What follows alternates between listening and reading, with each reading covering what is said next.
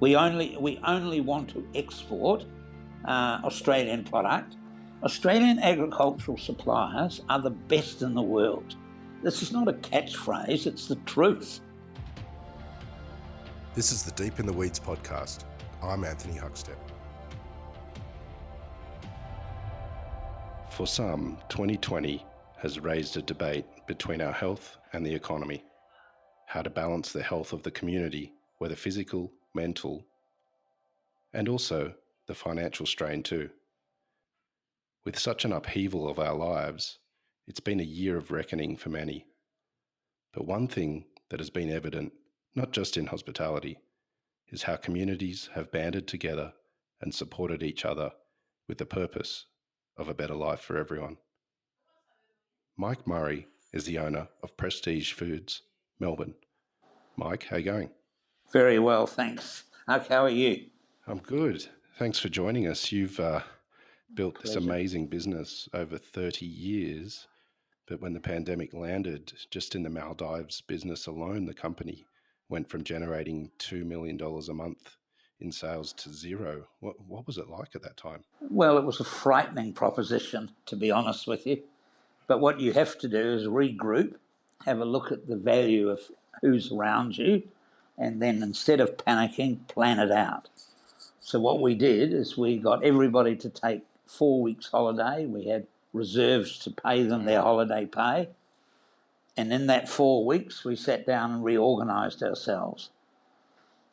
The most frightening thing was when we had to pull the plug on exporting to the Maldives clients, as an example, owed us nearly $5 million.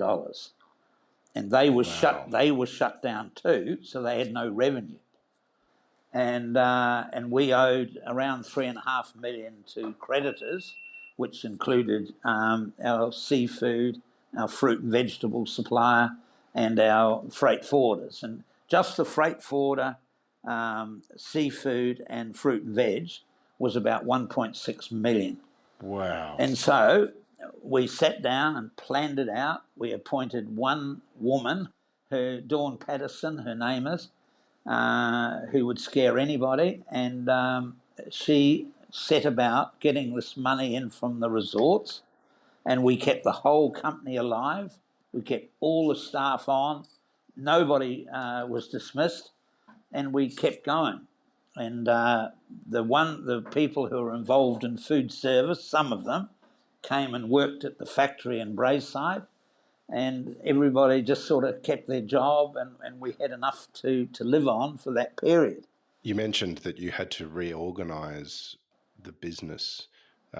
What did that mean from an operations perspective, and did it change the product lines that you have? No, it didn't change the product line. What happened was we had to refocus on how we did things. And instead of being able to air freight into the Maldives and Singapore and the like, we focused on what we could do domestically. And we had a very strong domestic base generated by our factory at Braeside. So we had all these retort pouches and other products going into the market, both food service and manufacturing. Unbelievable. What sort of impact did it have on the business during that time? Was that just to keep afloat, or has business really boomed in the sort of domestic market in that sense? Well, the movement in the domestic market sort of offset about 40% of what we lost on the export market. We were turning over roughly $2 million a month, and it went to nothing. That's in food service. Then the retail business through our factory, were generating about 250 to 350,000 a month. But with the income coming in from the Maldives, the debtors being paying off, we were able to survive. That's pretty big. Well, it is, but I'll tell you, the key to this is relationships. The thing that made us survive and kept us going is the relationship that we had with all of our suppliers. You know, we owed $750,000 to our freight forwarder, CT Freight, and we paid the whole lot off in 2.5 months. Wow. So they're still very close friends and close allies. You've been in business for 30 years and, some of those numbers are really quite big, but what do you do at your factory in Braeside? Well, we manufacture a whole range of stocks, principally veal, chicken, beef and vegetable, and variations of them. So we do concentrated, not concentrated. We also do specialised stocks like pho for the Vietnamese trade. We do a whole range of soups for the retail market, but also for the school lunch program in Victoria. And we've started 18 months ago cooking pulses like chickpeas. We do grains, as in rice, those sorts of things. Why did you get involved in stocks and soups and that side of food? By chance. A colleague of mine, Dave Costa, and I went to Guam and then through into Japan to attend an exhibition called Food X.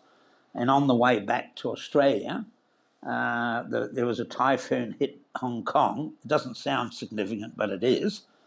And we were locked into a business class lounge for about 12 hours, drinking from the second we arrived. And there was a Japanese man there. And he was a little bit short of a quid by the time we got to the end. He could hardly stand. So we helped him. We helped him we didn't really help him. We just walked with him. And when he got on, he sat one part of the aircraft and Dave and I sat the other. And I'm a thrower. And so I picked up a pillow and threw it across this Cathay Pacific flight, and it hit him in the head.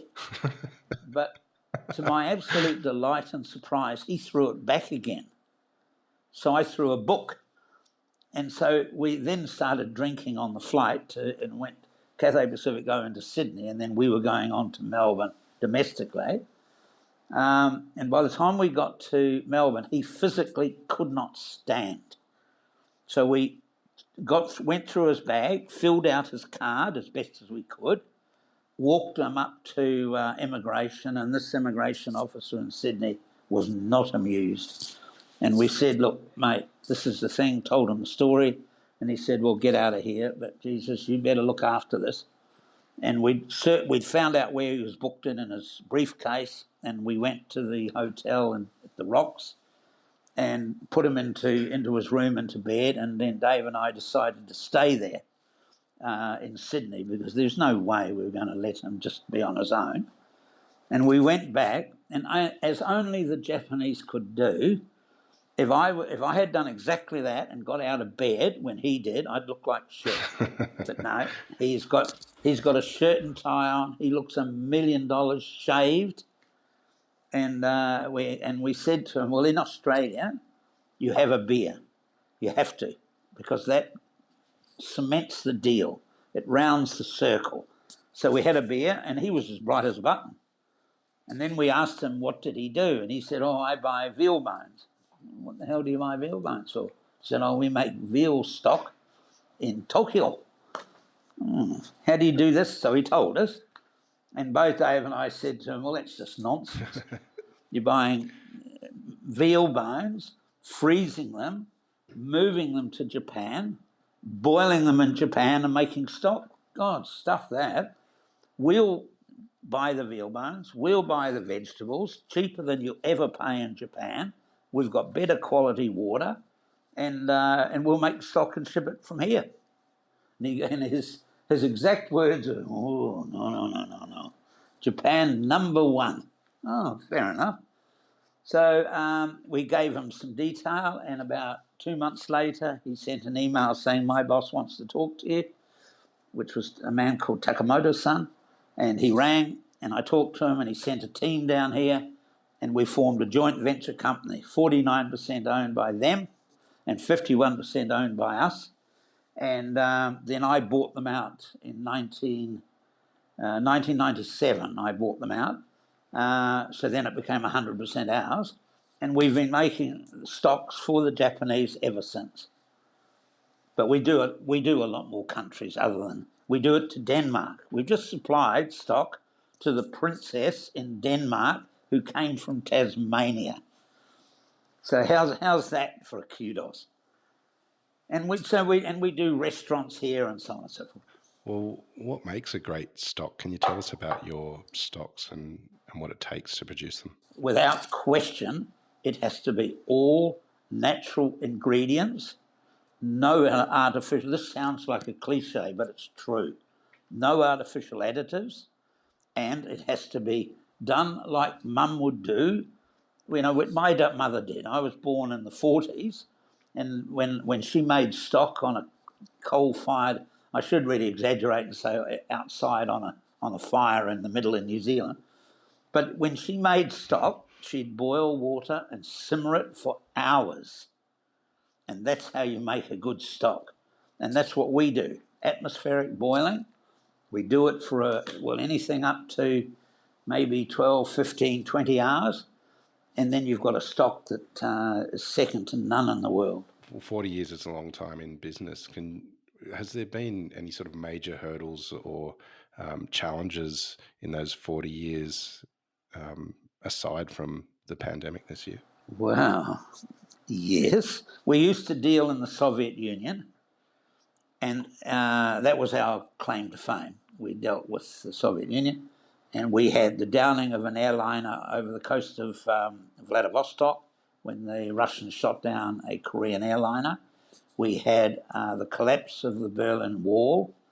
Then we had the Russian Revolution, where Gorbachev was kicked out, and they opened up the whole of the Soviet Union to individual gangsters, and then when we moved into Asia and into the food service area, we had SARS, 9/11, the what do you call it? The tsunami, to name just a few, and every single one we overcame. And I was in Sri Lanka when the tsunami hit Colombo. It was so sad, and our market in the Maldives nearly disappeared. But we rebuilt. It's amazing if you've got the right people around you. This year has been about rebuilding. What's some advice that you've had from those experiences that you've had of rebuilding? What does it take?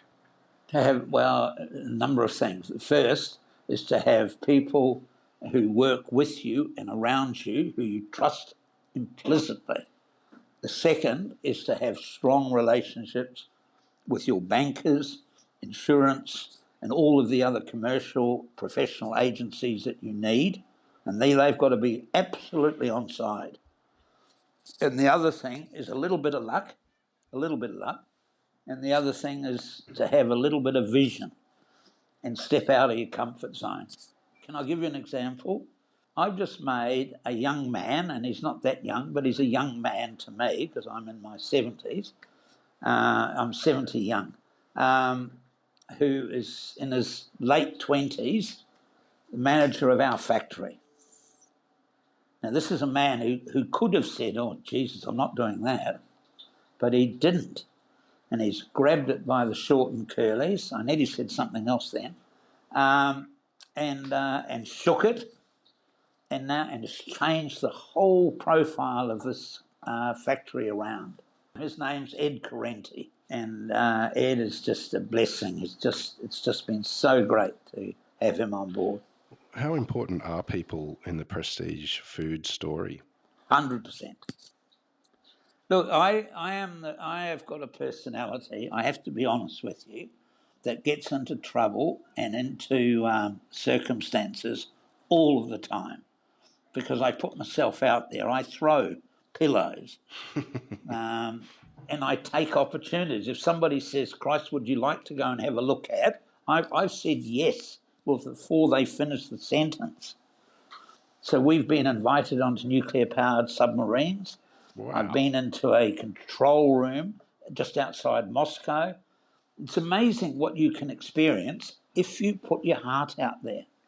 Well, you mentioned the Soviet Union earlier. Like, how did you get into the Soviet Union in the beginning? Well, I worked for, this is another fascinating little story, I suppose. I worked for the New Zealand Dairy Board in New Zealand. I'm a New Zealander, or better said, New Zealander, and emigrated here with my then first wife and 3 children, and worked for Murray Goulburn, which was a big cooperative dairy company here, as assistant general manager. And then the whole company started to implode. And so I went and worked with a man called Laurie Matheson. He asked me to do a contract job for 6 months. And Laurie ran a company called Commercial Bureau. And Commercial Bureau, translated into Russian, stood for Commercial Office of Australia. He was very clever. And all he wanted me to do was set up a contract with New Zealand to supply butter into the Soviet Union, which I did. And then the 6-month contract finished, and my now partner, said, well, shit, my wife's just left me, and my wife had just left me. Why don't we do some business? And I had no money, clearly, because that went back to New Zealand with my wife. And he had no money because he'd given it to his wife. So we went to the ANZ Bank and with Ross and said, look, we want to set up a company. We're going to call it International Food Processing. We want to take out a commercial loan. And he had a look at, the A&Ls of both of us and said, you have to be joking. Jesus Christ. You're over 30 and you've got this. And so we told him, and he said, well, I can't do it. I could lend you money for a car. So we borrowed enough money for 2 cars and put that money as a seeding capital, and we turned it into $1 million in a year. Wow. And how we did that is, again, a personality thing. I got invited through Austrade to the opening of the Belarus Display Centre in North Melbourne. And I walked in, and I have no embarrassment. If my pants fell down, I wouldn't be embarrassed. And I walk around, and here's this bloke standing right in the corner, and Dobry din, he was Russian. And I started to talk to him, and we had some vodkas, and he was lovely. And he said to me, you should sell butter and mutton to Russia. And I said, yeah, right. And he said, no, yet. I come from Canberra, here's my card. Now, I made one big mistake as I met him outside the Soviet consulate in a place that I shouldn't have met him, as obviously, and so it's recorded. Asia, I've got you on tape in a second. So we were then known by the Security Intelligence Service, not that I knew at the time, and this bloke said, go to Moscow and I want you to meet this man and he will buy butter and mutton from you. So I did, and it was in June of 1984, I think, 83 or 84.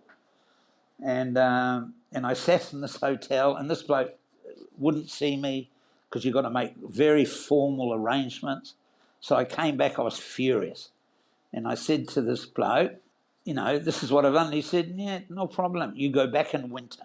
You go in February. And I don't know why, but I trusted him. So I did. And the meeting was at 9 o'clock in the morning. And I was on the ring road, the outer ring road of Moscow, and I thought, well, how long is it going to take to go from there to there? It's snowing constantly, and then the temperature was either minus 20 or minus 25. Not that it matters, but it was about that temperature. So I get in the car at about 8, and bugger me, I arrive at the Ministry of Foreign Affairs, where Prodentorg was, in about half an hour. And they won't let you in the building. I had to stand outside. So while I'm standing outside, I wear R.M. Williams. I always have done, still do. And the snow went into my boot, liquefied with the heat of my feet, then froze because it was minus 20 degrees. So when 9 o'clock came, I was nearly in tears and in so much pain. And I waddled in, and a man called Mr. Kravenko, who was the head of Prodentorg, who sat on the Politburo in Moscow, said, please, don't, пожалуйста. And I said, mate, I can't. So I took my shoes and socks off, put my feet on a chair, the back of a chair, to heat them up. And he sat there in horror initially, and then he laughed and laughed and laughed and said, I will give you one ship of butter and mutton, and if you do well, it's your business. So we took all of the business from elders because we told the truth. I was the first company in Australia or New Zealand who actually said to the Russians, this is what it's worth, this is what we pay, this is all the costs, we need to make this amount of money, and we beat elders' price dramatically. Wow. So we took all the business. You mentioned a little earlier how important the business in the Maldives has been and the loss of that business. You're one of the biggest exporters to the Maldives. How did that come about? Through luck. Well, because look, snow, ice, minus 20, 28, sunny and sea and beautiful hotels. Where would you go? What's the choice here? No. Again, we started because the Soviet Union was fracturing and things had changed, and we'd moved into the Russian Far East. This is in the late 90s, in 1997, 98. And we thought, well, we've got to have another string. So we started selling into Sri Lanka, a little bit into Singapore, like general trading type things. And we were exporting food into Colombo, and I met a man called Mark Hare, and he was being moved as executive chef to the Conrad Hilton in the Maldives. And he said, mate, you should come over and supply us in the Maldives. So I flew over, and we did one shipment. Then we did another shipment, and then he told his friends at Four Seasons, and then we started doing Four Seasons. Today, we do 56 resorts, but only the top end resorts. And they're still with us. And we've remained, when the shutdown occurred, we looked after their children. There were people with babies, so we air freighted in a roundabout sort of way baby food. We looked after the real necessities for their life, not from a marketing point of view, but these people had stood by us for years. And now when they've come back, they're back. And so we're building this business again. How have the Maldives bounced back from this experience? Well, they haven't fully, but I'll give you an idea. They've been open 2.5 months, and we've already supplying 38, I think it is, 38 or 39 resorts. Wow. Now, about half of what we used to, but enough to just get everything moving. And we've done this week 26 flights into the Maldives. Wow. And it'll come right.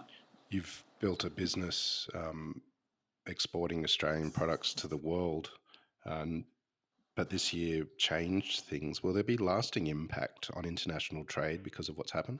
Yeah, I think there will be. I think it'll be for the better, in my opinion.